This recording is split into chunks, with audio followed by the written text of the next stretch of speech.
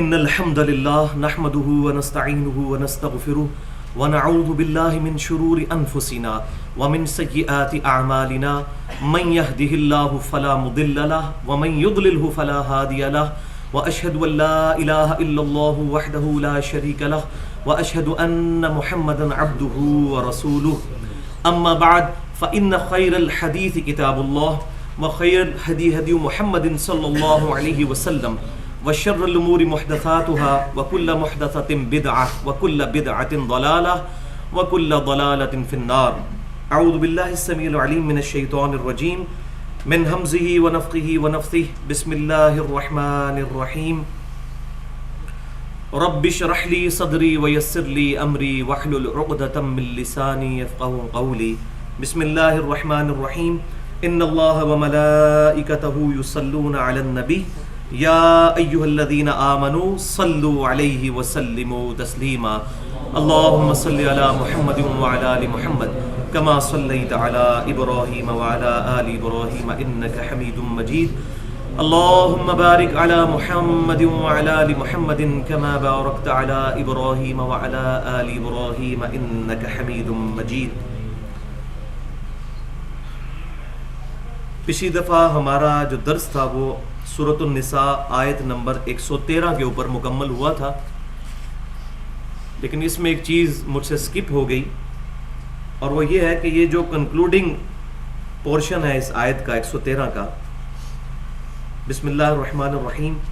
وَأَنزَلَ اللَّهُ عَلَيْكَ الْكِتَابَ وَالْحِكْمَةَ، اور اتارا ہے اللہ تعالیٰ نے آپ پر، اتاری ہے کتاب اور حکمت. وَعَلَّمَكَ مَا لَمْ تَكُنْ تَعْلَمْ، اور آپ کو وہ علم سکھا دیا ہے جو آپ پہلے نہیں جانتے تھے. اور وہ علم کیسا ہے؟ وَكَانَ فَضْلُ اللَّهِ عَلَيْكَ عَظِيمًا، اور بے شک اللہ تعالیٰ کا آپ پر بہت بڑا فضل ہے. آپ صلی اللہ علیہ وسلم کو اللہ تعالیٰ نے وہ علوم سکھائے جو اور کسی کے حصے میں نہیں آئے.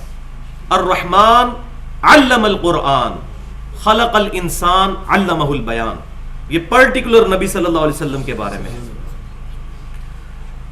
تو یہ آیت بھی جو انبیاء کرام علیہ السلام کو غیبی خبریں اللہ کی طرف سے عطا ہوتی ہیں اس پر ثبوت ہے، لیکن چونکہ میں اس کو پہلے ایڈریس کر چکا ہوں تقریباً 50 منٹ سورہ آل عمران کی آیت نمبر 179 کے تحت، وہ علیحدہ سے ہماری ریکارڈنگ جو ہے اختلافی مسائل کی حقیقت کیا ہے، ہماری جو ویب سائٹ ہے ahlsunnatpak.com اس کے اوپر رکھا ہوا ہے مسئلہ علم غیب. تو یہاں میں اس کو اتنی ڈیٹیل میں ایڈریس نہیں کروں گا. اب اللہ کا نام لے کر 114 نمبر آیت سے شروع کرتے ہیں. بسم اللہ الرحمن الرحیم. لا خیر فی کثیر من نجواہم، سرگوشیوں میں کوئی خیر نہیں ہوتی، اکثر دفعہ ایسا ہی ہوتا ہے. الا، مگر، من امر بصدقۃ، 3 ایکسیپشن دے دی ہیں کہ ان 3 معاملات میں سرگوشی کی جا سکتی ہے، چھپ کے بات کی جا سکتی ہے. تو یہ کانٹیکسٹ وہی چل رہا ہے پچھلا پورا رکوع جو منافقین نبی صلی اللہ علیہ وسلم کے خلاف پروپیگنڈا کرتے تھے چھپ کر. تو اللہ تعالیٰ فرماتا ہے تم راتوں کو جو سرگوشیاں کر رہے ہوتے ہو اللہ تعالیٰ کے علم میں ہے. تم ہمارے محبوب صلی اللہ علیہ وسلم سے تو چھپا سکتے ہو، صحابہ سے چھپا سکتے ہو، لیکن تمہاری منافقت اللہ سے چھپی ہوئی نہیں. اللہ اپنے محبوب صلی اللہ علیہ وسلم کو غیبی خبر عطا فرما دے گا اس معاملے میں. تو اس کے کنٹراسٹ کے طور پہ آ رہا ہے کہ بعض اوقات سرگوشی کرنا صحیح بھی ہوتا ہے، اور وہ 3 ایکسیپشن ہے. الا من امر بصدقۃ، کہ اگر سرگوشی کی جائے صدقے کے بارے میں، کسی کو آپ ترغیب دلاتے ہیں علیحدہ میں کہ بھائی فلاں بندہ غریب ہے، چپ کر کے اس کی مدد کر دو، یا کوئی شخص سرگوشی میں ہی خاموشی کے ساتھ کسی کی مدد کر دیتا ہے، تو یہ اللہ تعالیٰ نے فرمایا کہ یہ سرگوشی جائز ہے. او معروف، یا پھر جو نیکی کی دعوت دی جاتی ہے، بھلائی کی بات کسی کو سمجھائی جاتی ہے، اس میں علیحدہ کر کے اس چیز سے بچتے ہوئے کہ کوئی شخص کسی دوسرے شخص کو علل اعلان سمجھائے تو اس میں یہ خدشہ ہے کہ وہ اپنی تذلیل اور انسلٹ فیل کرے گا، تو علیحدہ سے لے جا کر اس کو سرگوشی سے بات سمجھا دی جائے کہ بھائی یہ معاملہ ہے. اسی طریقے سے بعض اوقات جو ہے وہ آپ آبزرو کرتے ہیں کہ کوئی بھائی ہے نماز پڑھنے کے لیے آیا اور اس کا نالا جو ہے وہ لمک رہا ہے، تو آپ اس کو سرگوشی میں کہہ سکتے ہیں کہ بھائی یہ آپ سنبھال لیجئے، اس کو اپنے آزار کو ٹھیک کر لیجئے، اپنی شلوار ٹھیک کر لیں، بجائے اس کو الاعلان کہنے کے۔ تو یہ دوسری صورت۔ اور تیسری جو ہے وہ کلائمیکس ہے اس کا، او اصلاح بین الناس، یا لوگوں کے درمیان اگر اصلاح کی نیت ہو، صلح صفائی کروانی ہو۔ اب دو بندے آپس میں لڑے ہوئے ہیں، دو خاندان لڑے ہوئے ہیں، تو بجائے اس دشمنی کو بھڑکانے کے خاموشی کے ساتھ کسی کو علیحدہ لے جائیں، اس کو کہیں بھائی ہمیں پتہ ہے کہ آپ اس وقت حق پہ ہو لیکن تھوڑا سا آپ ٹالریٹ کرو۔ ظاہر ہے اس کے سامنے کہیں گے، دوسرے بندے کے سامنے تو کہے گا اس نے اس کی سپورٹ کر دی۔ تو اصلاح کی نیت سے کسی کو علیحدگی میں لے جائیں اور اس کو سرگوشی کر لیں، تو یہ سرگوشی بھی جائز ہے۔ آپ ذرا دیکھیں یہ کتاب زندگی ہے، کس لیول پہ جا کر سوشل ایشوز کو ایڈریس کیا جا رہا ہے۔ اور میں نے سورۃ النساء کے شروع میں بتایا تھا کہ یہ سورت پرٹیکولر جو ہے وہ سوشل ایشوز کو ایڈریس کرتی ہے، آئلی زندگی کو ایڈریس کرتی ہے۔ سبحان اللہ۔ وَمَن يَفْعَلْ ذَلِكَ ابْتِغَاءَ مَرْضَاتِ اللَّهِ، تو جو کوئی ایسی سرگوشیاں کرے گا خالصتاً اللہ کی رضا چاہنے کے لیے، اور کوئی اپنا پوشیدہ مقصد نہ ہو، اللہ کی رضا کے لیے، فَسَوْفَ نُؤْتِيهِ أَجْرًا عَظِيمًا، تو ان قریب ہم اس کو بہت بڑا اجر بھی دیں گے۔ تو قبلہ اپنا درست ہونا چاہیے کہ ہر کام اللہ کی رضا کے لیے، ورنہ نیکی جو ہے الٹا گناہ بن جائے گی اگر ریاکاری اس کے اندر شامل ہوگی۔ مسند امام احمد کے اندر صحیح حدیث موجود ہے، جس نے دکھلاوے کے لیے صدقہ کیا اس نے شرک کیا، جس نے دکھلاوے کے لیے روزہ رکھا اس نے شرک کیا، جس نے دکھلاوے کے لیے نماز پڑھی اس نے شرک کیا، والعیاذ باللہ تعالی۔ تو یہ شرک اصغر ہے، ریاکاری کرنا۔ اب آ رہی ہے قرآن پاک میں وہ اہم ترین آیت جس کو بنیاد بنا کر ہمارے اسلاف نے اجماع کے حجت ہونے کو بھی دلیل کے طور پر اس آیت سے اخذ کیا ہے انڈائریکٹلی، اور ڈائریکٹلی احادیث بھی موجود ہیں، وہ انشاءاللہ اس کانٹیکسٹ میں بیان کر دوں گا۔ وَمَن يُشَاقِقِ الرَّسُولَ مِن بَعْدِ مَا تَبَيَّنَ لَهُ الْهُدَى، جو کوئی بھی رسول اللہ صلی اللہ علیہ وسلم کی مخالفت کرے اس کے بعد کہ اس کے پاس ہدایت کی بات آ چکی ہے، یعنی نبی صلی اللہ علیہ وسلم کو اللہ تعالیٰ نے وحی کے ذریعے جو باتیں ارشاد فرمائیں وہ اس تک پہنچ چکی ہیں، اس کے باوجود کوئی کتاب و سنت کی مخالفت کرتا ہے، وَيَتَّبِعْ غَيْرَ سَبِيلِ الْمُؤْمِنِينَ، اور اس راستے پر چلتا ہے جو مومنین کا راستہ نہیں ہے۔ تو تعویل خاص کے اعتبار سے تو پرٹیکولر یہ صحابہ کرام علیہم رضوان کے بارے میں ہے کہ مومنین کا راستہ اختیار کرنا ہے، جو رسول اللہ صلی اللہ علیہ وسلم کی مخالفت کرے اور مومنین کی راہ چھوڑ دے، یعنی جس پر صحابہ کا اجماع ہو چکا ہے یا قیامت تک اہل حق جس پر اجماع کرتے رہیں گے تعویل عام کے اعتبار سے، اس راستے کو جو چھوڑ دے گا نولیہ ما تولا، تو ہم اسے پھیر دیں گے، پھر وہ جس گمراہی میں پھرنے کے لیے خود تیار ہوا ہوا ہے، والعیاذ باللہ۔ اور یہ تو دنیا میں ہوگا، اور قیامت میں وَنُصْلِيهِ جہنم، اور اسے ڈال دیں گے جہنم میں، وَسَاءَتْ مَصِيرًا، اور یہ بہت بری جگہ ہے پلٹنے کی کہ کوئی جہنم میں جا کر پلٹے، والعیاذ باللہ تعالی۔ تو اس آیت سے تقلید ثابت نہیں ہوتی ہے، تقلید ہوتی تو ایک شخصیت کی بات ہوتی، اور وہ ایک شخصیت کی بات یہاں ہو رہی ہے نبی صلی اللہ علیہ وسلم، ان کی اتباع، ان کی بھی تقلید کا لفظ نہیں، تقلید ایک نٹوریس ورڈ ہے کہ اندھا دھن پیروی کرنا، اور ہم نبی صلی اللہ علیہ وسلم کی اندھا دھن پیروی نہیں کرتے، پوری علی وجہ بصیرت کرتے ہیں، جیسے سورہ یوسف میں آیا کہ اے محبوب صلی اللہ علیہ وسلم آپ فرما دیجئے میں اور میرے صحابہ پوری بصیرت کے ساتھ اس دین کے اوپر ہیں، اٹکل پچو چلا کر نہیں ہے۔ تو مومنین کا راستہ، اسی کو آپ ٹرانسلیٹ کر لیں سلف کا منہج، صحابہ، تابعین اور تبع تابعین، جو قرون اولا کا دور ہے، جو صحیح بخاری اور مسلم کی متفق علیہ حدیث ہے، سب سے بہتر زمانہ میرا، پھر میرے صحابہ کا، پھر ان کا جو ان کو دیکھیں، پھر ان کا جو ان کو دیکھیں، صحابہ، تابعین، تبع تابعین۔ اور اس کے بعد آپ صلی اللہ علیہ وسلم نے فرمایا جھوٹے لوگ پیدا ہوں گے، امانت میں خیانت کریں گے، جھوٹی گواہیاں دیں گے، جھوٹی قسمیں کھائیں گے۔ تو وہ مبارک دور وہ ہے مومنین کا راستہ، اور اس کے بعد بھی قیامت تک جو نئے معاملات آئیں گے ان پر جو اجماع ہوتا چلا جائے گا وہ حجت ہے. لیکن کوئی بھی اجماع صحابہ تابعین اور تبع تابعین کے اجماع سے ٹکرانا نہیں چاہیے, ادروائز وہ ایکسیپٹیبل نہیں ہوگا. یہ بات ہے سیدھی سی.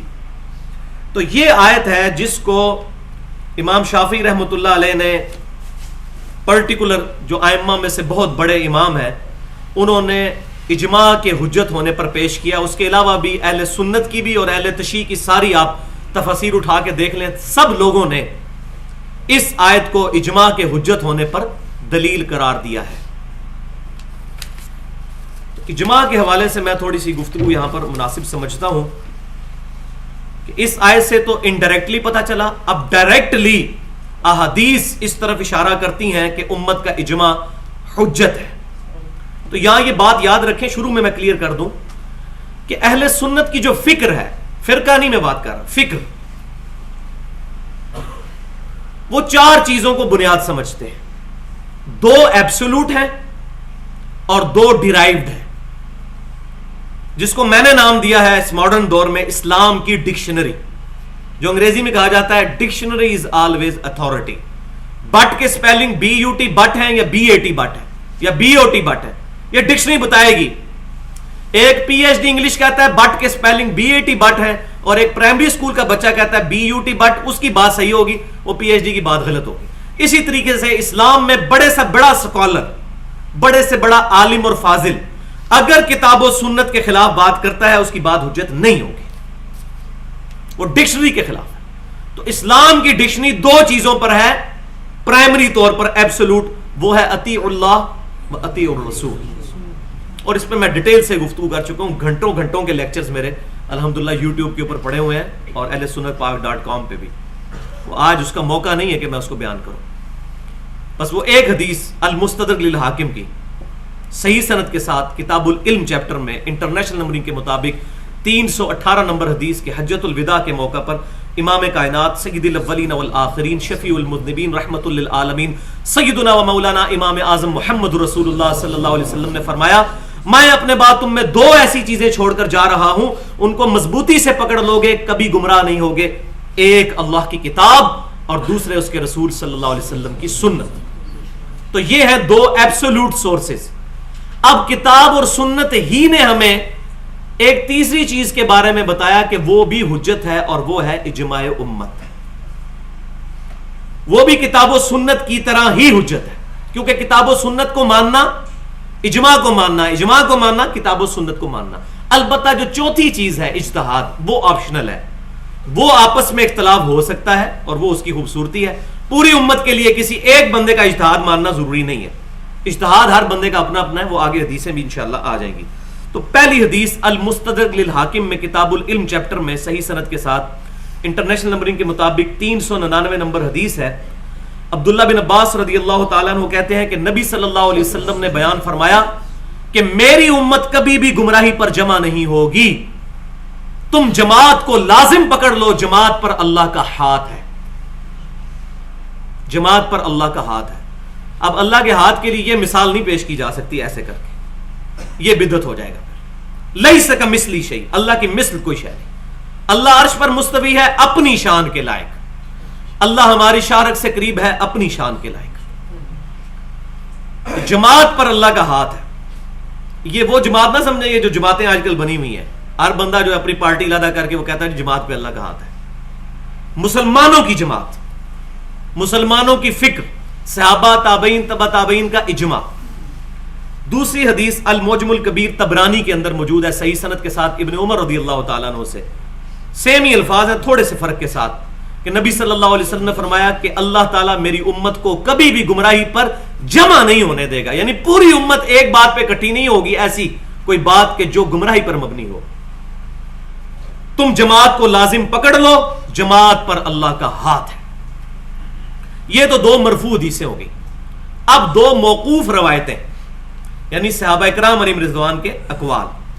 صحیح سند کے ساتھ المصنف ابن ابی شیبہ میں انٹرنیشنل نمبرنگ کے مطابق کتاب البیوع چیپٹر میں 22,990 نمبر اثر ہے کہ سیدنا عمر فاروق رضی اللہ تعالیٰ عنہ جو امیر المؤمنین ہیں, اب وہ بات بھی یاد کر لیجئے, سنن ترمذی, سنن نبی داؤد اور ابن ماجہ کی حدیث علیکم بسنتی و سنت الخلفاء الراشدین المہدیین، تم پر میری سنت اور میرے خلفاء راشدین کی سنت لازم ہے.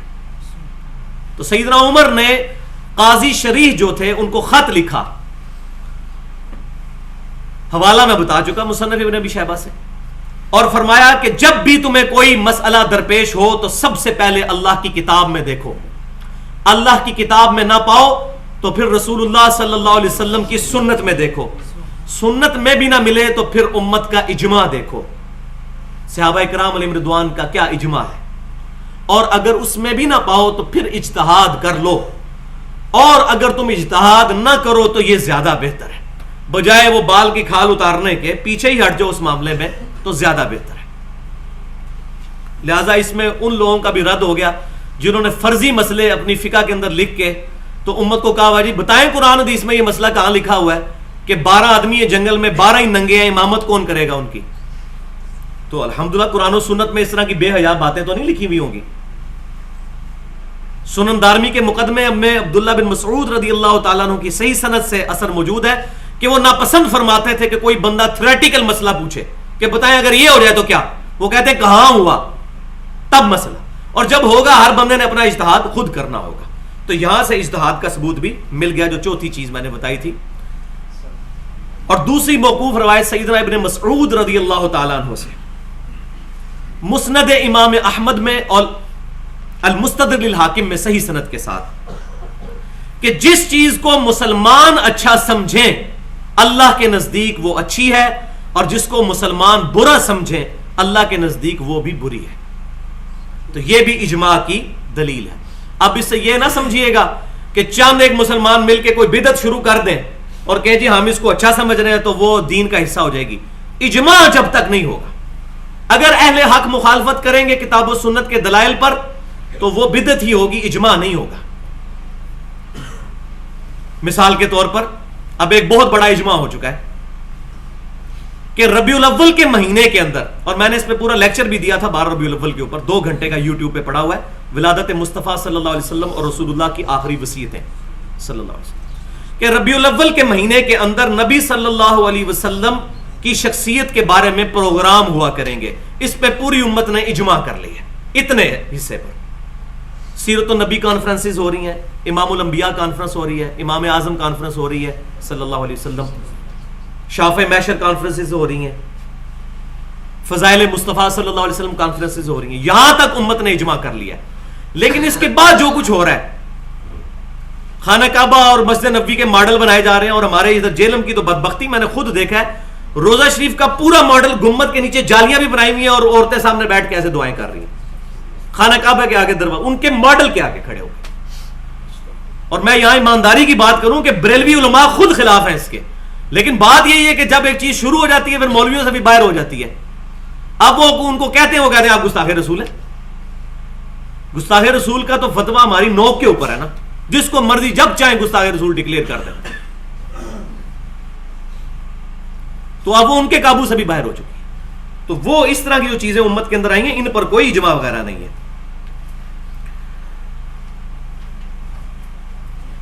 اب 3 پوائنٹ میں نے اس میں ایڈریس کرنے ہیں. پہلا تو میں ایڈریس کر چکا ہوں، اس کو دوبارہ ریپیٹ کر دیتا ہوں کہ اسلام کی جو ڈکشنری ہے وہ 4 چیزوں پر ہے. اس میں سے 2 ایبسولوٹ ہیں، 2 ڈیرائیوڈ ہیں. ایبسولوٹ قرآن و سنت اور ڈیرائیوڈ اجماع اور اجتہاد.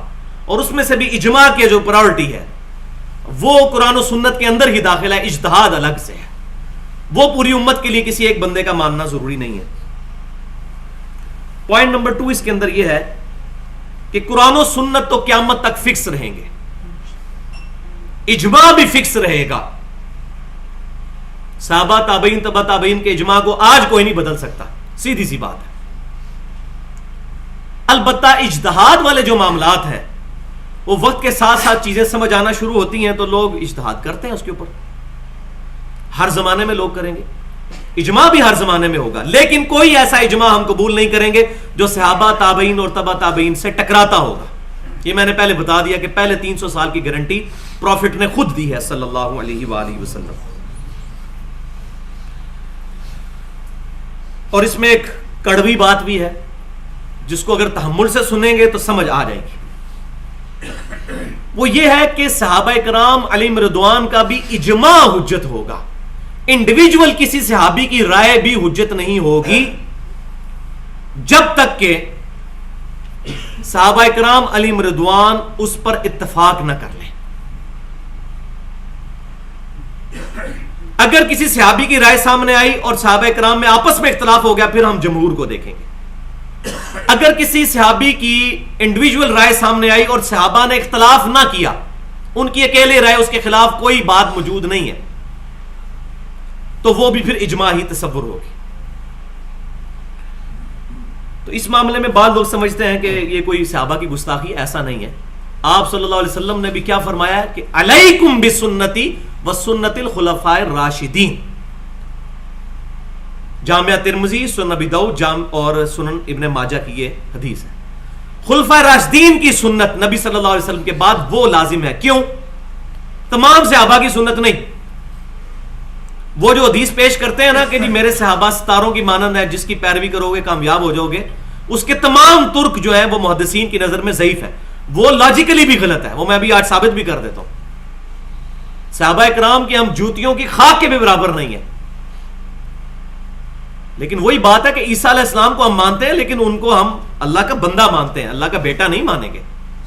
صحابہ کرام کو ہم مانتے ہیں, صحابہ ہی مانتے ہیں, نبی کے درجے پہ نہیں ان کو رکھیں گے. ائمہ کرام کو ہم مانتے ہیں, لیکن ان کو صحابہ کے درجے پہ نہیں رکھیں گے. ہر بندے کا اپنا اپنا لیول ہے, اتنی ہی اس کی عزت کرنی ہے, نہ اس میں غلو کرنا ہے اور نہ توہین کرنی ہے. تو خلفاء راشدین کا اجماع حجت ہے. کیوں؟ اس پہ میں نے غور کیا تو مجھے ایک بات کھلی. وہ اس لیے کہ خلیفہ راشد جب بھی کوئی بات کرے گا پبلکلی رپورٹ ہو جائے گی, کیونکہ اوپن نہیں ہوگی. صحابی کسی کونے میں جا کے کوئی بات کر دے, وہ پبلک میں تو نہیں آئے گی. خلیفہ راشد جو ہے وہ پبلکلی لوگوں کے سامنے موجود ہے. اگر وہ کوئی غلط بات بھی کرے گا تو اس کو ٹوکنے والے لوگ موجود ہوں گے, لہٰذا اگر اس کی غلطی ہوگی تو وہ اصلاح کر لے گا. کہ یہ کیسے معاملات موجود ہیں, جامعہ ترمذی میں صحیح سند کے ساتھ موجود ہے. سیدنا عمر فاروق رضی اللہ تعالیٰ عنہ نے اپنے مبارک دور میں حج تمتع پہ پابندی لگا دی تھی.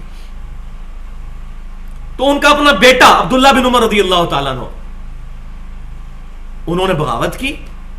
انہوں نے کہا نبی صلی اللہ علیہ وسلم نے جب اس کی اجازت دی ہے تو جس بات میں نبی صلی اللہ علیہ وسلم کوئی حکم ارشاد فرمائے تو میرے باپ کا نہیں حکم مانا جائے گا اس معاملے میں. انہوں نے بغاوت کی, سیدنا عمر نے اپنا ڈیسیژن واپس لے لیا. رپورٹ ہو گیا تھا نا.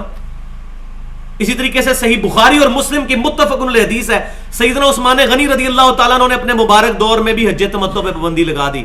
تو سیدنا علی نے خط لکھا سیدنا عثمان کو, وہ خط بخاری مسلم میں موجود ہے. یہ روایت چھپائی ہوئی ہے لوگوں نے. عبداللہ بن عمر کی تو سارے بتاتے ہیں, یہ کوئی نہیں بتاتا, حالانکہ یہ بخاری مسلم میں. اور سیدنا عثمان کو سیدنا علی نے لکھا, میں کسی بھی شخص کی وجہ سے نبی صلی اللہ علیہ وسلم کی سنت نہیں چھوڑ سکتا, چاہے آپ ہی کیوں نہ ہو. سیدنا عثمان بھی پیچھے ہٹ گئے. خود سیدنا علی, صحیح بخاری کے اندر موجود ہے, مرتدین کو انہوں نے زندہ جلوا دیا آگ میں. تو ابن عباس رضی اللہ تعالیٰ عنہ نے کہا کہ اے امیر المومنین, یہ آپ نے کیا کیا؟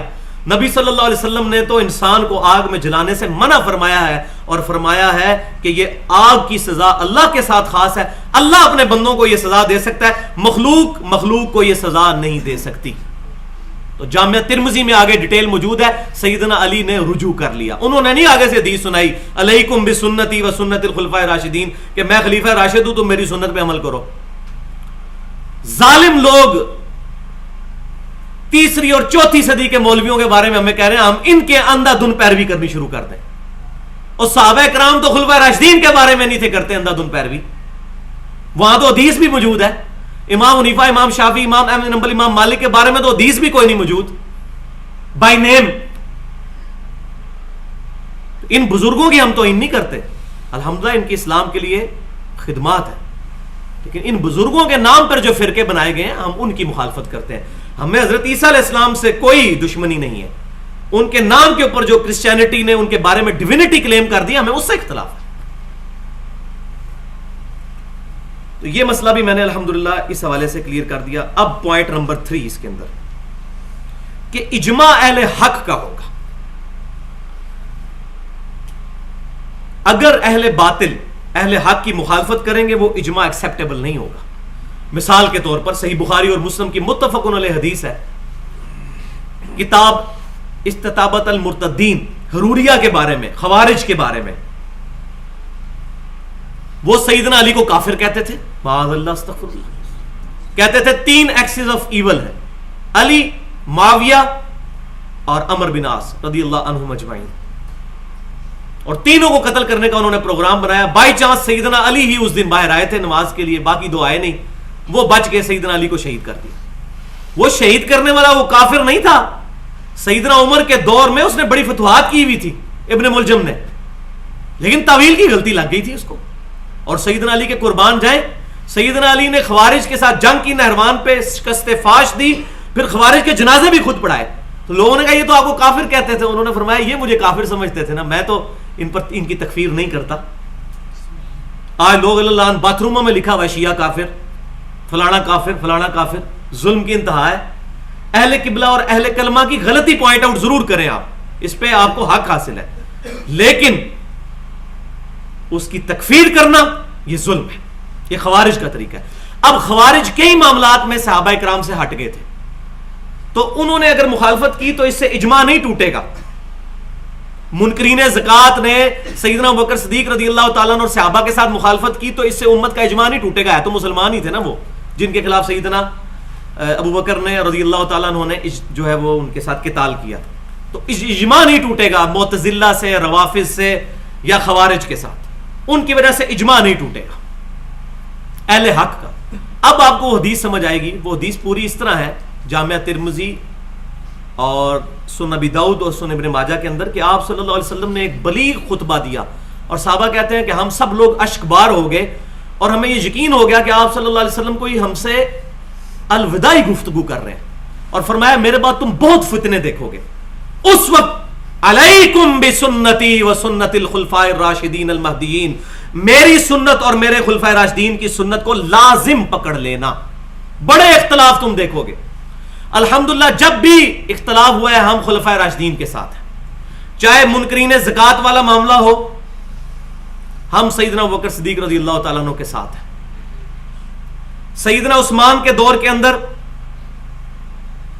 ان مسلمانوں کا خروج سیدنا عثمان کے خلاف اجتہادی غلطی کی وجہ سے ہو، باغیوں کا، ہم ان کو کافر نہیں کہتے، لیکن سیدنا عثمان کے ساتھ ہیں.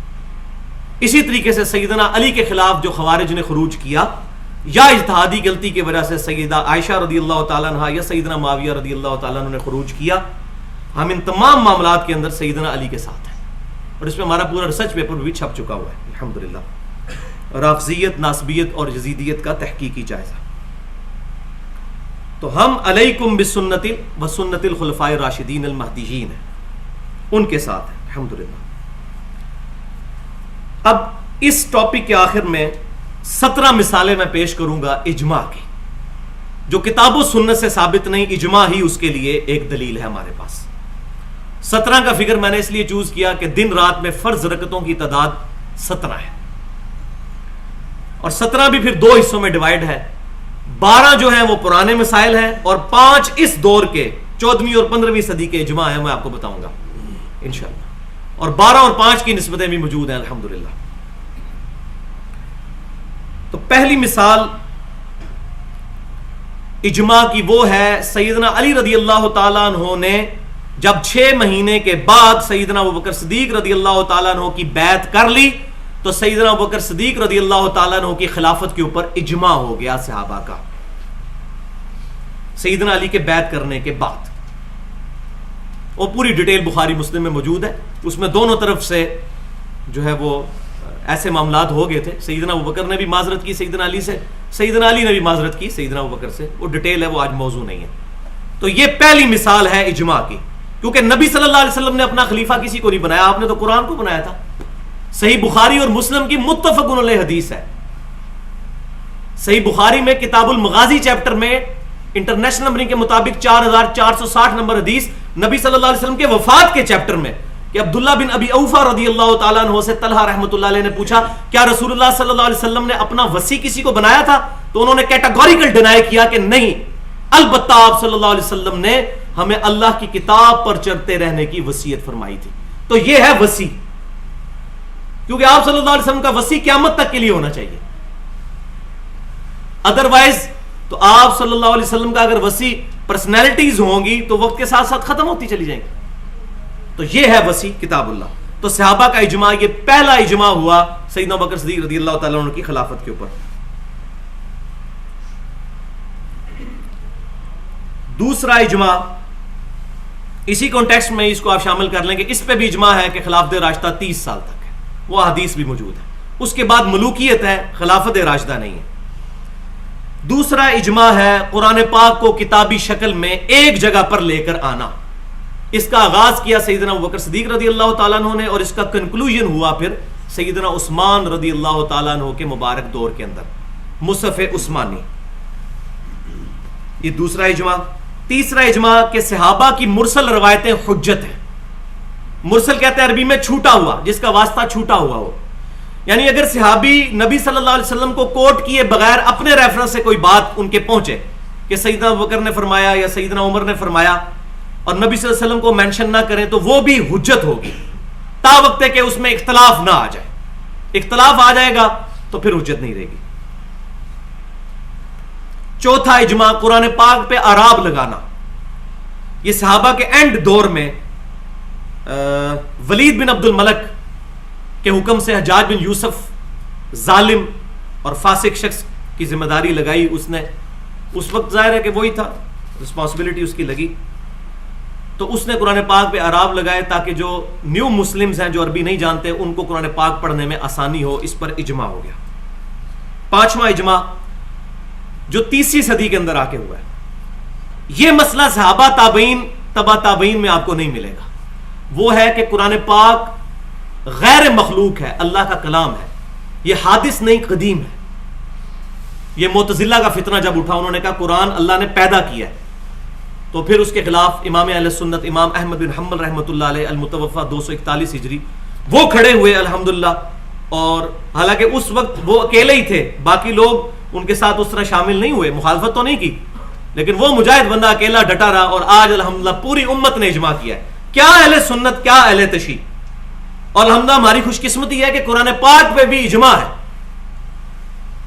یہ جو مشہور ہے پبلک کے اندر کہ شیعہ کے کوئی 40 پارے ہیں, یہ سب جھوٹ ہے بھائی. یہی قرآن ایران سے بھی چھپ رہا ہے, یہ جو سعودی عرب سے چھپ رہا ہے, یہی مصحف, ایک ہی کاپی رائٹس ہیں.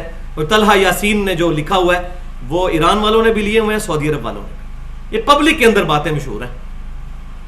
وہ قرات کے اختلافات کو قرآن کی تعریف مانتے ہیں. قرات کا اختلاف تو ہماری بخاری کے اندر بھی موجود ہے, وہ ڈفرنٹ چیز ہے. قرآن پاک 7 قرات کے اندر نازل ہوا ہے, لیکن ہے یہی مصحف. لیکن ہمیں کبھی توفیق نہیں ہوگی کہ ہم کبھی شیعہ کے مکتبے سے قرآن کھول کے دیکھ ہی لیں کہ ان کا قرآن کیا ہے. اسی طریقے سے شیعہ کو پٹی پڑھائی ہوئی ہے کہ جی اہل سنت جو ہے یہ اہل بیت کو نہیں مانتے, معاذ اللہ استغفر اللہ. تو یہ مولویوں کے ہاتھ چڑھا ہوا ہے دین سارا, ایک دوسرے کے خلاف نفرتیں پھیلائی ہوئی ہیں.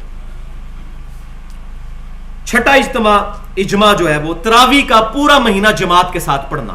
نبی صلی اللہ علیہ وسلم سے ثابت نہیں, سیدنا ابوبکر صدیق سے ثابت نہیں, سیدنا عمر کے شروع کے دور میں ثابت نہیں ہے. ڈیٹیل کے ساتھ میں نے اس کو ایڈریس کیا رمضان والے اپنے لیکچر میں. جو 20 نمبر اختلافی مسئلہ موجود ہے ahlsunnatpak.com پہ, 20 تراویح والا, کہ 20 تراویح کے بارے میں کیا ہے معاملہ, تراویح کی اصل تعداد کتنی ہے, اور ارمین میں کیوں 20 تراویح ہوتی ہیں اور کیا مسئلہ ہے, اس کو میں نے ڈیٹیل سے اس میں ایڈریس کیا. تو تراویح پورا مہینہ جماعت کے ساتھ پڑھنا, اس پہ صحابہ کا اجماع ہوا ہے. لیکن یہ نہیں ہے کہ یہ فرض ہے یا واجب ہے, گھر بھی پڑھ سکتے ہیں. اجماع کی یہی خوبصورتی ہے, اجماع کبھی کتاب و سنت کے خلاف نہیں ہوگا. اگر یہ اجماع ہو جاتا نا, معاذ اللہ استغفر اللہ, کہ جس نے گھر پڑھی اس کی تراویح نہیں ہے, پھر ہم اس اجماع کو نہ مانتے. اور یہ کبھی نہیں ہوگا کہ اجماع جو ہے وہ کتاب و سنت کے خلاف ہو. یہ بعض لوگوں نے پکھنڈ مچایا ہوا ہے, وہ مناظروں کے اندر کہتے ہیں جی ہم اس اجماع کو نہیں مانتے جو کتاب و سنت کے خلاف ہو. یہ اسی طرح ہے جی ہم اس مچھلی کو نہیں مانتے جو ہوا میں رہتی ہو. مچھلی رہتی پانی میں, اجماع ہمیشہ ہوتا ہی کتاب و سنت کے حق میں. حضور گارنٹی دے رہے ہیں کبھی خلاف نہیں ہوگا. آپ کس طرح کہہ سکتے ہیں اجماع خلاف ہو جائے گا؟ آپ یہ ضرور کہہ سکتے ہیں کہ آپ یہ دعویٰ کریں کہ فلاں معاملے میں اجماع نہیں ہے, یہ آپ کو حق حاصل ہے, کوئی اختلافی قول لے آئیں. لیکن یہ نہیں ہے کہ جس پہ اتفاق ہو چکے آپ کہیں گے جی میں نہیں اس کو مانتا, کتاب و سنت میں نہیں لکھا ہوا, جیسا کہ بعض غیر مقلدین کرتے ہیں. غیر مقلد اور اصحاب الحدیث یا اہل سنت میں فرق ہے. ہم نہ غیر مقلد ہیں اور نہ مقلد ہیں معاذ اللہ. ہم قرآن پاک کو اور سنت کو صحابہ تابعین تبع تابعین سلف کے منہج کے اوپر مانتے ہیں. ایک انڈیویجول کے پیچھے نہیں چلتے. سلف کا فہم لے کے سب کے سب کا. ایک انڈیویجول کو تو غلطی لگ سکتی ہے, اجماع کو غلطی نہیں لگے گی, وہ نبی صلی اللہ علیہ وسلم کو اللہ تعالیٰ نے گارنٹی دی ہے. ساتواں یہ ہے ذرا تھوڑا سا لطیفہ, وہ ہے بھینس کا حلال ہونا. یہ اکثر آپ سوال سنتے ہوں گے اہل بدعت سے, جی بھینس بتائیں کہاں حلال ہے قرآن و سنت سے, اور بھائی اجماع ہے. کہتے ہیں جی 1 لاکھ روپیہ دیں گے بھینس کا حلال ہونا ثابت کریں, ہم 2 لاکھ روپیہ دیں گے آپ بھینس کا حرام ہونا ثابت کریں. جس کے بارے میں حرام کا حکم نہیں آیا امت نے اجماع کیا. اور بےچارے یہ چونکہ علمی طور پہ اتنے پڑھے لکھے لوگ نہیں ہوتے, تو ان کو یہ بات پتا نہیں ہے کہ عرب کے اندر جانور ہوتا ہے گائے. وہی جانور جب ہمارے سب کانٹیننٹ برصغیر میں آتا ہے تو وہ بھینس ہے. ہر علاقے کے جانور مختلف ہوتے ہیں. پہاڑی بکرا, چھترے والا بکرا اور دوسرے عام بیتل بکرے, فرق ہے بھائی. آپ کو کہنی بتاؤ جی بیتل بکرا اور چھتر, یہ تو آپ امام حنیفہ سے بھی نہیں دکھا سکتے تھے. انہوں نے کہ ان کو پتا ہوں گی یہ قسم ہے, تو بکری کی قسم. اس طرح گائے کی قسم میں ہی بھینس بھی داخل ہے. اس میں کون سی راکٹ سائنس ہے کہ فلاں نے آ کے بتایا؟ قرآن پاک میں آیا ہے کہ مویشی آپ کے لیے حلال ہے. جتنے مویشی ہوں گے, کتنی قسمیں ہوں گی, چاہے قرآن و سنت میں ان کا نام نہ بھی آئے ہوں, تب بھی وہ حلال ہوں گے. 8ویں مثال کہ مردے کو قبلہ رخ لٹانا, میت کو قبر کے اندر اس کا چہرہ قبلہ رخ کرنا, اس پر کوئی قرآن و سنت کے اندر دلائل موجود نہیں ہے. اس پہ اجماع ہی ہے الحمدللہ. 9ویں چیز جو ضعیف حدیثوں سے ثابت ہے لیکن صحیح حدیث سے نہیں, وہ ہے کہ بچہ پیدا ہو تو اس کے کان میں اذان دینا. اس پر ہے اجماع, بچے کے کان میں اذان دینا. 10واں 2 سجدوں کے درمیان ہاتھ دونوں زانوں پر رکھنے ہیں. اس پہ کوئی حدیث موجود نہیں ہے. یہ کہتے نہیں تکبیر تحریمہ سے لے کر سلام تک حدیث سے نماز بتائیں, تو ہم حدیث سے بتائیں گے. حدیث نے اجماع کو حجت کہا ہے. تو 3 چیزیں لی جائیں گی, قرآن, سنت, اجماع. تو یہ اجماع سے ثابت ہے, مسلمانوں کا عملی تواتر ہے کہ 2 سجدوں کے درمیان ہاتھ زانوں پہ رکھنے ہیں. تشہد کا تو حدیثیں موجود ہے کہ زانوں پہ رکھنی, اس کے بارے میں نہیں ہے. اور اس میں میرا اپنا بھی اس معاملے میں اجماع یہ ہے, میں سمجھتا ہوں کہ رکوع کے بعد ہاتھ چھوڑنے پر. یہ چند عرب کے لوگ ہیں جنہوں نے یہ معاملات اٹھائے, اور وہیں شیخ البانی نے ان کے خلاف لکھ بھی دیا کہ بدعۃ نجدیۃ, یہ نجدیوں کی بدعت ہے رکوع کے بعد ہاتھ باندھنا. پوری امت کا اتفاق ہے کہ رکوع کے بعد ہاتھ چھوڑنے ہیں. اہل سنت کے سارے گروہ, حنفی, شافی, مالکی, حنبلی, اہل تشیع, سب کے سب رکوع کے بعد ہاتھ چھوڑتے ہیں. پوری امت کا عملی تواتر اور اجماع ہے کہ رکوع کے بعد ہاتھ چھوڑنے. بلکہ سنن نسائی کے اندر جو 860 نمبر حدیث ہے انٹرنیشنل نمبرنگ کے مطابق, اس میں اشارہ بھی اس چیز کا موجود ہے کہ رکوع کے بعد ہاتھ چھوڑنے. ایک علیحدہ سے علمی بحث ہے, اس میں بھی اجماع ہے. 11واں یہ ہے کہ کہکہ لگانے سے وضو ٹوٹ جاتا ہے, کہکہ لگانے سے نماز ٹوٹ جاتی ہے. وضو کے بارے میں اختلاف ہے, حنفی کہتے ہیں ٹوٹ جاتا ہے, ہم اس میں سمجھتے ہیں کہ وہ ضعیف روایتیں ہیں. بل اجماع ادھر تک تو موجود ہے کہ کوئی شخص نماز میں کہکہ لگا لے تو اس کا جو نماز والا معاملہ ہے وہ ختم ہو جائے گا, نماز دوبارہ سے شروع کرے گا. 12واں اجماع یہ ہے جو بھی بعد میں ہوا, 3ری, 4تھی, 5ویں صدی ہجری, بلکہ 6ٹھی تک جا کے ہوا, وہ ہے کہ صحیح بخاری اور مسلم کی تمام متفقن احادیث جو ہے, متفقن علیہ احادیث پرٹیکولر, اور صحیح بخاری اور مسلم کی علیحدہ علیحدہ سے بھی, متفقن علیہ تو ہے ہی ہیں, علیحدہ سے جو متصل الاسناد مرفوع احادیث ہیں, اقوال نہیں, تعلیقاً روایتیں نہیں, صرف مرفوع احادیث بخاری اور مسلم کی, وہ تمام کی تمام قطعی الصحت ہے. شاہ ولی اللہ دہلوی رحمۃ اللہ علیہ نے حجت اللہ البالغہ میں اس پر اجماع لکھا ہے. یہ تو ہوگی 12 مثالیں ہمارے پرانے دور سے. اب نئے دور کی 5 مثالیں, یعنی مثال نمبر 13, وہ 14ویں صدی اور 15ویں صدی کے اندر ابھی بالکل لیٹسٹ اجماع ہوا ہے کہ قادیانی فرقہ اسلام سے خارج ہے. چاہے غلام احمد قادیانی دجال کو وہ پیغمبر مانتا ہو, چاہے غلام احمد قادیانی دجال کو وہ امتی نبی مانتا ہو یا مجدد مانتا ہو اس کذاب کو, وہ دار اسلام سے خارج ہے. اس پہ اجماع ہے. قادیانی فرقہ یہ اسلام سے خارج ہے. یہ اجماع جو ہے ابھی 14ویں اور 15ویں صدی کے اندر آ کے ہوا ہے. مثال نمبر 14 ہے کرنسی نوٹ کے اوپر. احادیث میں تو یہی ملتا ہے کہ آپ نے بکریوں کی زکات دینی ہے تو اس میں سے بکریاں دینی ہیں, سونے کی زکات دینی ہے تو اس میں سے سونا ہی توڑ کے دینا ہے, چاندی کی زکات دینی ہے چاندی دینی ہے.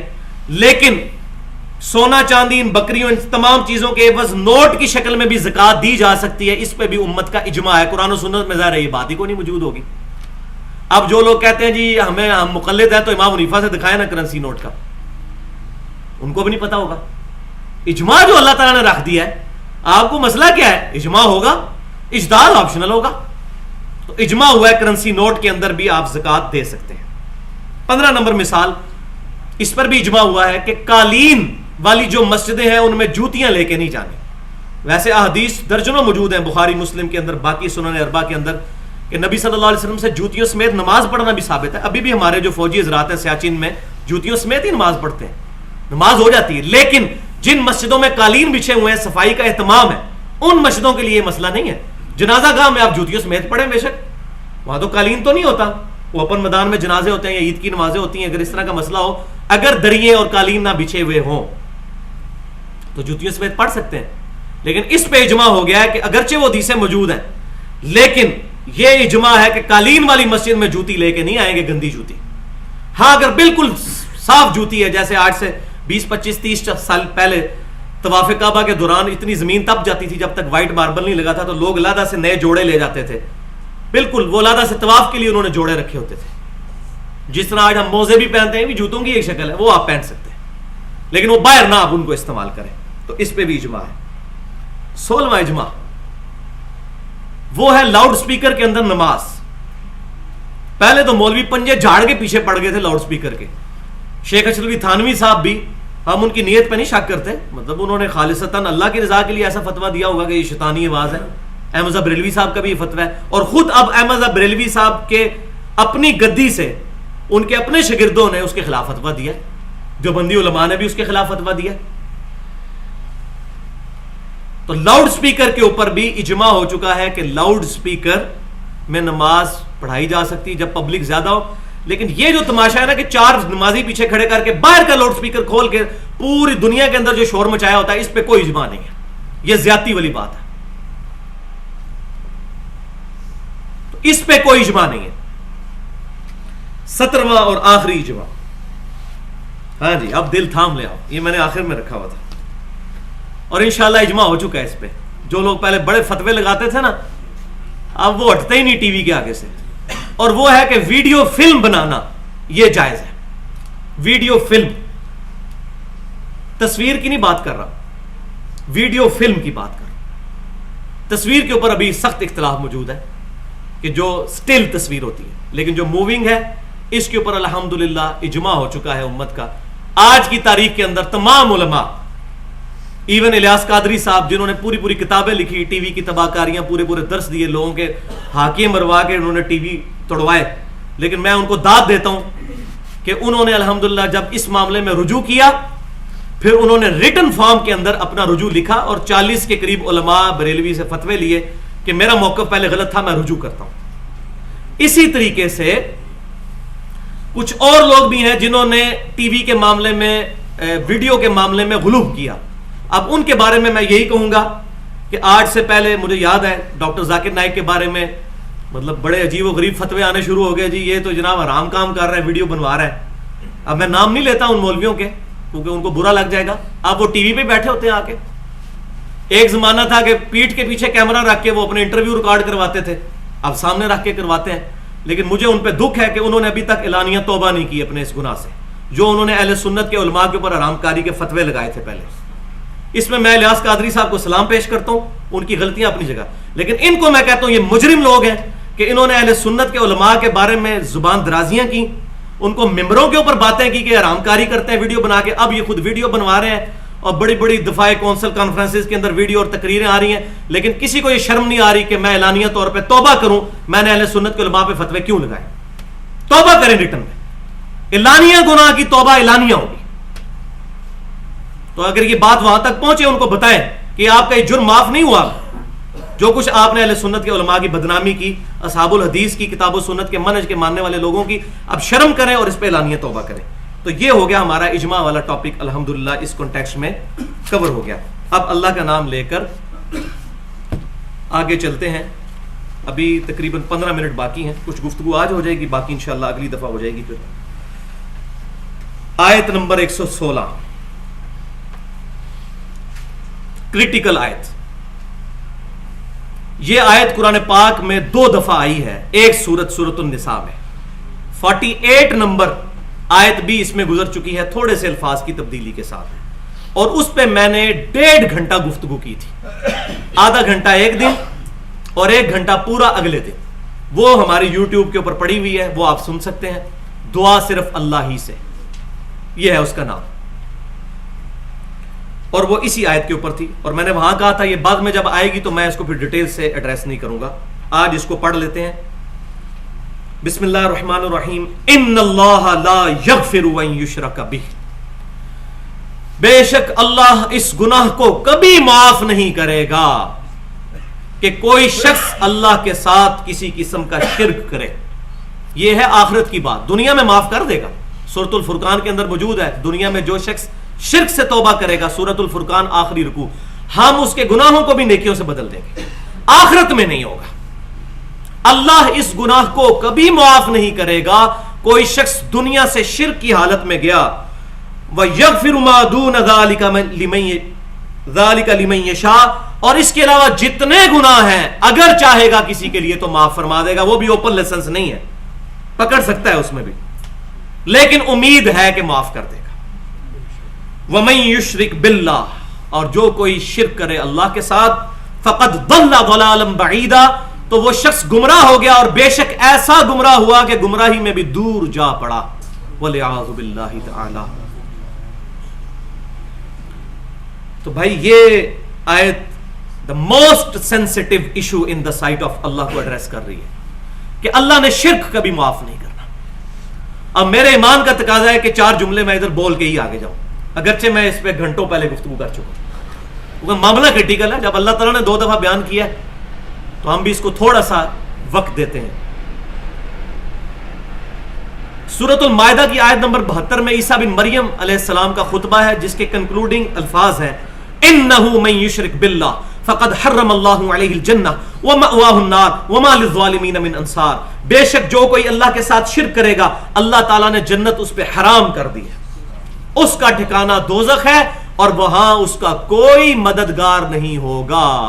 حتیٰ کہ سید الاولین والآخرین, امام الانبیاء والمرسلین, شفیع المذنبین, رحمت للعالمین, سیدنا و مولانا امام اعظم محمد الرسول اللہ صلی اللہ علیہ وآلہ وسلم بھی اس کی شفاعت نہیں فرمائیں گے.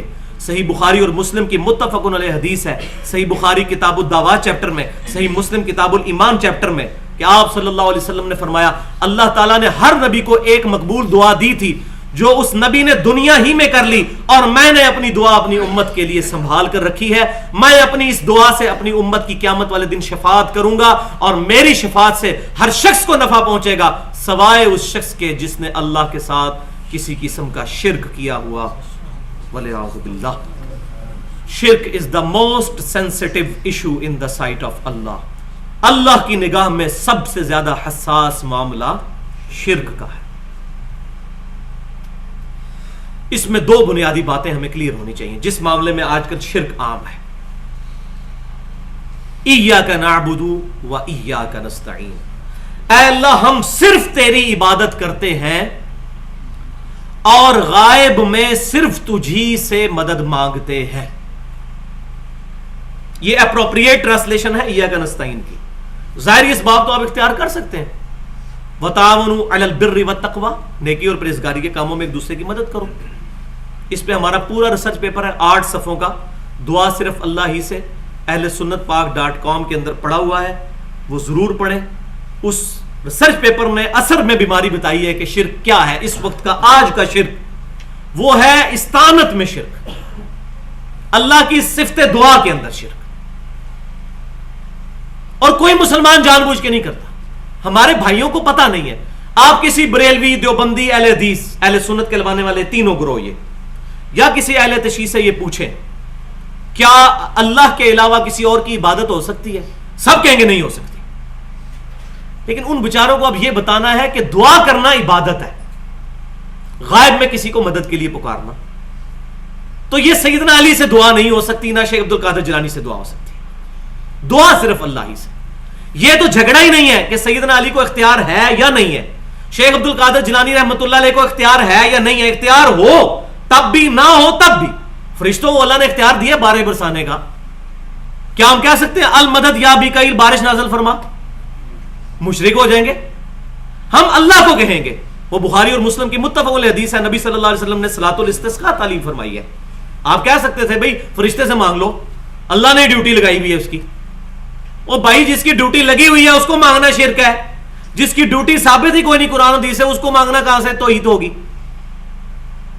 غائب میں نہیں پکاریں گے. ظاہر اس باب میں سیدنا علی آج موجود ہوں, ہم یا علی مدد کہیں گے ان کو سامنے سے. نبی صلی اللہ علیہ وسلم نے غزوہ خیبر کے موقع پر یا علی مدد کی ہے, لیکن سیدنا علی موجود تھے, وہ بھی اللہ کے شیر اور امیر حمزہ بھی اللہ کے شیر. نبی صلی اللہ علیہ وسلم نے امیر حمزہ کو تو نہیں پکارا غزوہ خیبر میں, کیونکہ وہ شہید ہو چکے, اللہ کے پاس جا چکے تھے. ورنہ آپ کہتے ہیں المدد یا غزوہ احد کے شہداء اور بدر کے شہداء, آپ تو زندہ ہو, آؤ میری مدد کو. اسباب یہ اختیار کریں گے. آپ میرے سامنے بیٹھے, میں آپ سے پانی مانگتا ہوں, آپ مجھے پلائیں گے, بالکل ٹھیک ہے. لیکن آپ بغداد شریف میں بیٹھے ہیں, ادھر بھی قبر کے اندر, اور میں یہاں سے کہوں کہ بھائی مجھے آپ پانی پلا دیں, وہی بات, وہی جملہ, وہی بندہ شرک ہو جائے گا. غائب میں پکارنا شرک ہے. اور اس میں نے جو حدیث پیش کی ہے الحمدللہ اللہ کے فضل سے ابھی تک کسی نے یہ حدیث اس معاملے میں پیش ہی نہیں کی ہے. توحید کی ساری کتابیں اٹھا لیں, اگر آپ کو کہیں ملے تو مجھے بتائیں. میں نے کمر توڑ کے رکھ لی ہے ان لوگوں کی کہ بخاری اور مسلم کی متفق علیہ حدیث ہے, جب صحابہ کرام کو دھوکے سے شہید کیا گیا 70 صحابہ کو, انہوں نے مرتے وقت کہا تھا اے اللہ ہمارے نبی کو ہمارے حال کی خبر کر دے, ہم اپنے رب سے مل گئے اور ہم اللہ سے راضی, اللہ ہم سے راضی, ہم نے تیرے نبی کا دین نہیں چھوڑا. نبی صلی اللہ علیہ وسلم مدینہ شریف میں موجود ہے, انہوں نے یہ نہیں کہا کہ یا رسول اللہ صلی اللہ علیہ وسلم آپ کا دین ہم نے نہیں چھوڑا, اللہ کو کہا کہ اے اللہ آپ ہمارا پیغام پہنچا دیں. فرشتوں کو بھی نہیں پکارا جس طرح ہمارے جنید جمشید بھائی جو ہیں وہ پکار رہے ہیں, ہم نے ان تک یہ بات پہنچا دی ہے, فرشتوں یہ پیغام دے دو کہ خادم تمہارا سیدار ہے. فرشتے کو پکارنا شرک. اگر نبی صلی اللہ علیہ وسلم یا اولیاء اللہ کو غائب میں پکارنا ان کی گستاخی ہے, تو فرشتوں کو پکارنا اس سے بڑی گستاخی ہے. فرشتے تو میرے نبی کے در کے غلام ہیں, ان کو پکارنا کہاں سے جائز ہو گیا؟ وہ جی فرشتے لے کے جاتے ہیں سلام وہاں پہ, اس لیے ہم پکار رہے ہیں. تو فرشتے بارش بھی برساتے ہیں, پھر بارش بھی فرشتوں سے مانگو. فرشتوں بارش برسا دو کہ گرمی کا موسم قریب آ رہا ہے. اب لیکن کیسے سمجھ آئے؟ مولوی بیچ میں گھسا ہوا ہے, وہ کہتے ہیں جی اتنے بڑے دیوبند کے مفتی ہیں, مفتی سعید صاحب انہوں نے لکھی ہے, اتنے بڑے بڑے علماء پاگل ہیں. تو علماء بھی اپنے ہی پیارے لگتے ہیں. اور دوسری طرف حال یہ ہے کہ المحنت المفنت جب لکھی, اس کے مقدمے میں شیخ ذکریہ سہارنپوری کے مرشد خلیل احمد سہارنپوری نے لکھا کہ احمد بریلوی اور ان کے ماننے والے شیطان ہیں, یہ شیطانی لشکر ہم دیوبندیوں پہ حملہ آور ہوا ہے, ولیعوذ باللہ تعالی. وہاں شیطان کہہ دیا ان کو. تو بزرگ بھی اپنے, یعنی یہ جو کروڑوں لوگوں کے بزرگ ہیں ان کو شیطان, اور اپنے بزرگوں کو بہت بڑا بزرگ. یہی حال بریلوی بھی کرتے ہیں, اہل حدیث ان کے بارے میں, یہ اہل حدیثوں کے بارے میں, شیعہ ساروں کے بارے میں, سارے شیعہ کے بارے میں. یہ کھچڑی پکی ہوئی ہے بھائی. اب دعا ہی کریں اللہ تعالیٰ سے کہ یہ معاملہ سیدھا ہو, پھر قواریت والا اللہ ہی کرے سیدھا. اور ایک امید کی کرن ہے کہ وہ امام مہدی جب آئے تو تب معاملہ کوئی اجماع ہو جائے. امام مہدی پہ بھی اجماع ہوگا, یہ بھی آپ ایک اور اجماع بھی سن لیں جو بھی ہونا ہے. میں پہلے ہی آپ کو بتا دوں اجماع ہونا ہے امام مہدی کے اوپر. پہلے تو یہ ہوا ہے اجماع کہ امام مہدی نے آنا ہے. نزول عیسیٰ پہ بھی اجماع ہے الحمدللہ. تو یہ معاملہ اسی وقت ہی اللہ کرے گا کہ کوئی معاملہ سیدھا ہوگا, باقی یہ کوئی سیدھا ہوتا نظر نہیں آ رہا. تو شرک is the most sensitive issue in the sight of Allah. Allah کے حضور حساس ترین معاملہ ہے. یہ جھگڑا ہی نہیں ہے کہ اختیار ہے یا نہیں ہے, یہ لوگوں کو چھوڑیں. الحمدللہ ہمارے ایک بھائی ہیں, انہوں نے ہمارا پمفلٹ پڑھا دعا صرف اللہ ہی سے, 7 شیعہ بھائیوں کو انہوں نے دعوت دی.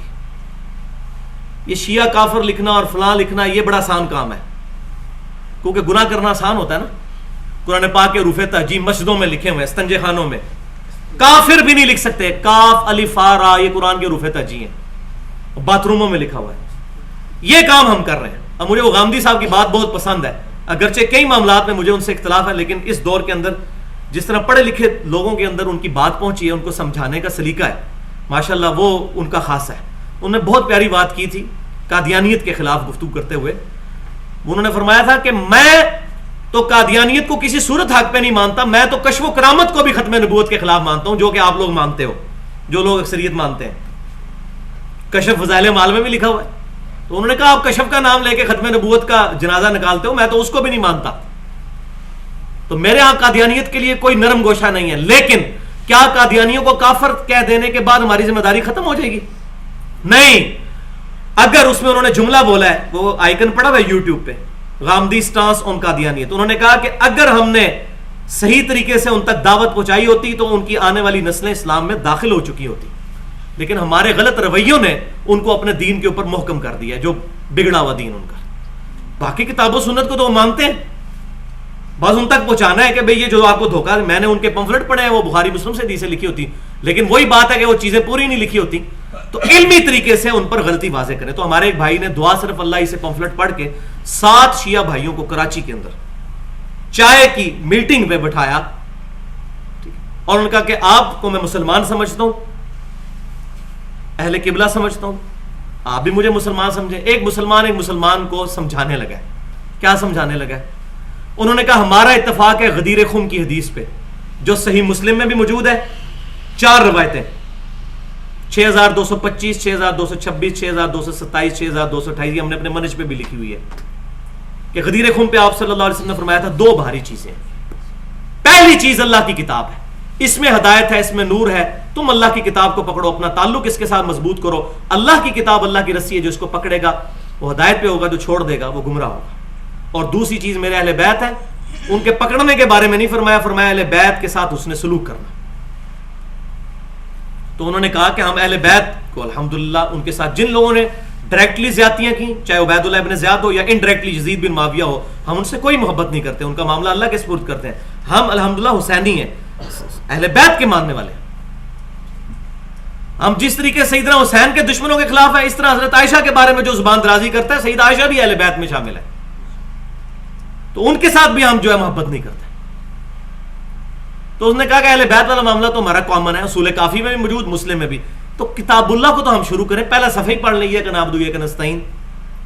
پھر انہوں نے اسی طرح سمجھایا جیسے میں نے سمجھایا، وہ 1-1.5 گھنٹے میں ساری مثالیں دے کے، اور آج اس کا کچھ حصہ میں نے بیان کیا کہ اصل یہ جھگڑا ہے ہی نہیں. اصل جھگڑا یہ ہے کہ سیدنا علی کو اختیار ہو تب بھی ان کو پکارنا جو ہے وہ شرک ہے. غائب میں ان سے دعا نہیں کر سکتے، ان سے دعا نہیں کر سکتے، دعا اللہ ہی سے ہوگی. سیدنا علی نے بھی اللہ سے ہی دعا کی. الحمدللہ ان 7 بھائیوں نے کہا کہ ہم آج کے بعد یا علی مدد کوئی کہے یا نہ کہے، ہم نہیں کہیں گے آج کے بعد یا علی مدد. آپ کی باتوں سے ہم اس کو غلط کہیں یا نہ کہیں، لیکن ہم اس رزلٹ پہ ضرور پہنچ گئے ہیں کہ ہم نے یہ خود نہیں کرنا، یہ خطرے سے خالی نہیں ہے. یہ ہے بھائیوں دعوت کی برکتیں. تو اللہ تعالی ہمیں کتاب و سنت اور اجماع کی تعلیمات کو عام کرنے کی توفیق عطا فرمائے. جو میں نے آج حق بات بیان کی، اللہ تعالی ہمارے دلوں میں راسخ فرمائے. اگر کوئی غلط بات میرے منہ سے نکل گئی، اللہ تعالی ہمارے دلوں سے معاف کر دے.